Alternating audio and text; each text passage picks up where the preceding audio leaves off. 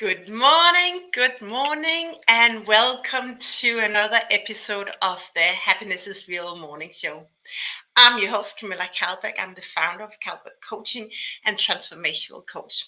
This episode is brought to you by Kalbeck Coaching, where we help executives thrive before, during, and afterwards and help them create a better life on the other side of divorce because that is possible. To learn more about me, and how to book a discovery conversation, go to www.calbertcoaching.com.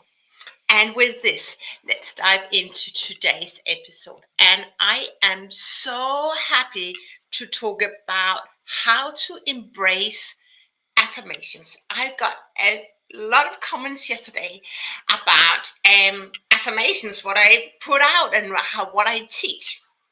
It's like people come back to me, they are so excited about, okay, I love myself, I want to create my destiny, I have the opportunity, it's my giving, it's my birthright to create my destiny. And people are so enlightened to actually, wow, that's amazing. But at the same time, frustration showed up. Frustration showed up. Camilla, it's not working. It's not working. And they get frustrated why it doesn't work. And it doesn't work. And, I've been there myself. And I decided, okay, let's just pause, right? Because there is a reason why it's difficult for you or it's hard for you to embrace the affirmation and what I teach this week, maybe also last week, about meditation, how to find inner peace. And here's what comes. And I just talked with my assistant, dear Sophie, about it just before going live. And it's like icing on the cake, or on a cake, and the cake is you. It's your life. And it's the best cake. I love chocolate fudge. It's the best chocolate cake you can ever imagine. You can't put icing on a cake if it's not ready, if it's not complete. It simply is impossible, right? It will not stick. The same goes with the tools that I teach here in these live episodes and this live morning show. The tools that I teach is based upon a critical assumption that you have healed what you need to heal. It is all about having the love for yourself. And I had a conversation with someone from our family LinkedIn platform yesterday. It's about embracing that you invest in yourself and acknowledge that you invest in yourself. And that is a very important and very conscious decision that you choose to do. All right. But here's what's so important. Whatever you have experienced in your life so far, and I I'm not a universal person here, but what I know to be true is that we all go through ups and downs. We all go, as I talked about, we all go sometimes uphill or upstream, and sometimes we have our downstreams as well, because that's where we are in flow.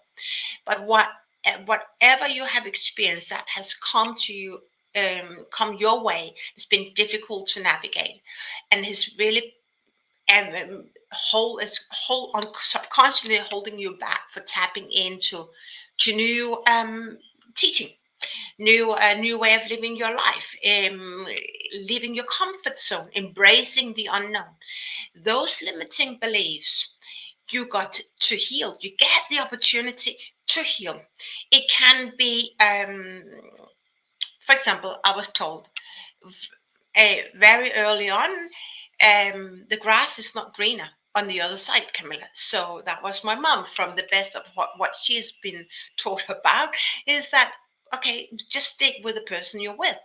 And that is a limiting belief. That is a lie, because the grass is better. It can be better when you decide to create your destiny. But that was a limiting belief that kept me back from what I wanted to, how I really wanted to live my life. And it's also with the people I talked to about, talked to and had the opportunity to engage with yesterday. They also, there's some limiting belief also emerged in them. And when we talked about money, can I invest in coaching with you? It's like, but you've been told money doesn't grow on trees.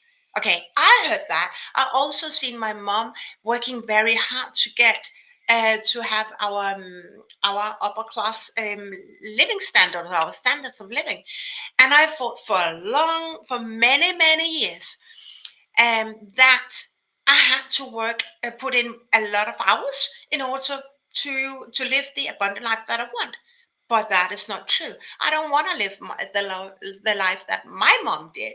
She's still alive, but when she worked really hard in her practice, that's not me. I want to live a different life, and I do believe that money flows to me, and I don't have to put in 60 or more hours to get the money that I want. And I see money as energy to live my life. It's nothing but energy. So coming back to why affirmations do not work, why you may have, okay, something is showing up in you right now, it's not working. All right, that are some limiting beliefs that you haven't healed. It can be like if you've been in a relationship and you've been told you're not good enough, you can't find love again. That will linger, and that will create, remember I talked about feelings. Do you create better feelings that take you downhill, or do you create thoughts and think, have thoughts that um, create an emotion and feeling? Does it take you uphill? What is showing up? And that's what you got to work on, and what you get to heal. Like for example, when you work with me, when people come to me, they talk about, okay, I'm divorcing and I need support. You've been there and you know much better than me what we need to do. That's true. And we work on what's most pressing right now. There are also some limiting beliefs are, that are popping up. I'm still so grateful to have my mentor, my coach, because there are still limiting beliefs that is popping up. But I'm faster now at identifying what I need to heal, and I heal much faster. But I spent 2 years or more on healing before I could go into the coaching and help other people heal. You have to heal before you can help other people to heal. That's as simple as it is. So the reason, in order for you to embrace affirmation, embrace saying, wow, in the mirror when you wake up this morning, I look great. How often do you say that? How often do you say that? How often do you wake up? And this morning I did some Tony Robbins meditation, because I didn't have so much time, and I was pumping my arms, and I got a lot of energy. And I listened to another meditation where my energy rose from in my spinal cord to my crown, and this energy, this flow, that, and embracing that what I create, creates what I put out creates an impact in the world, or a change in the world, and I'm so proud of what I do. But you have to step into creating your reality. You have to step into this, to the uncomfortable, or maybe the unknown zone, that you create your destiny. But if you've been told that you're not good enough, or you have to be perfect, then you may not do that, because it's holding you back. It's holding you back. It's like, but what do I do next? You, really important in whatever you're going through right now, to have to heal what is to be healed. And you most likely do not know what to heal if you haven't worked with a coach, for example, like me, any other coach, any other therapy, who go through that and help you heal, and then help you lift you and move you forward, right? That is so important. And the reason why I'm a true believer in that is not only that I experienced that myself, but also I see the transformation that I help in other people, in my clients. And if you don't heal, it will become very hard for you to embrace any affirmation that I guided you to look for, search for on YouTube, for example. It would be very hard. It would be very hard to embrace affirmations if you have any limiting beliefs that, in some way or another, um, causes anxiety, causes you, creates self doubt, feeling hopeless. Because here's what I know to be true is that we, in our executive roles, we can shine. We shine on the outside. I've shined so for so many years. I shined and I performed. And I'm so happy now that my clients from the world reach out and I can help them. Before, it was a different setting. But I shined and they didn't know. They were so surprised that, Camilla, I so appreciate, I'm grateful that you talk about the life that you live, but you shined. I shined and everything was perfect, right? Everything was perfect. But deep down, nothing was perfect. And it's not about being imperfect. I was so not uncomfortable, and not even uncomfortable, I was so sad. And that's why, if you continue that show, you will not be able. That's a very bold statement, but I don't think you will, or you will, it will take you a lot of time and a lot of energy to create your new life if you haven't healed and you haven't found inner peace. Woo, for me, that was really great and that was really powerful right now, because coming back to your center, inner peace is so important. And when you have inner peace, oh, my body's reacting right now. When you have inner peace, you know what's right, you know what is true. And when you have inner peace, you know what?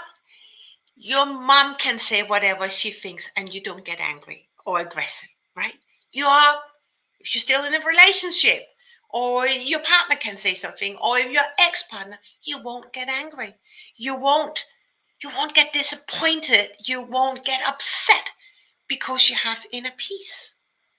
Like, for example, let me give you an example.